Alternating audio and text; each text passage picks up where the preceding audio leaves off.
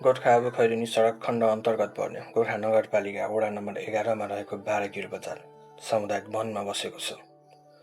केही वर्ष पहिले यस सामुदायिक वनको जग्गामा बनेका कङ्क्रिटका संरचनाहरू भत्काइएको थियो।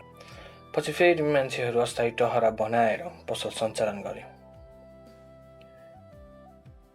12 किलो बजार सबैभन्दा हेपिएको बजार हो।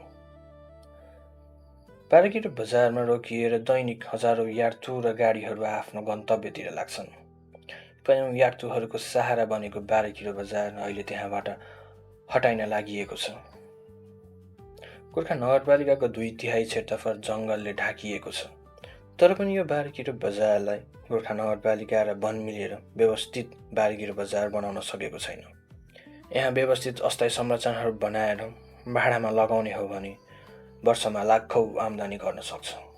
दरौदीपाली पारुम्टा नगरपालिका, अजिरगढ गाउँपालिका, बारपाक, सुरीकोट, सिरानचोक गाउँपालिका लगायत गाउँ जानेहरू र गाउँबाट काठमाडौँ, पोखरा लगायत ठुला सहर जानेहरूको लागि यो 12 किलो बजार आबु खैरेनी, मुक्लिन बजार जस्तै हो। 12 किलो बजारको आफ्नै विशेषता छ र आफ्नै महत्त्व छ। 12 किलो बजारलाई विस्थापित होइन, व्यवस्थित गरौँ।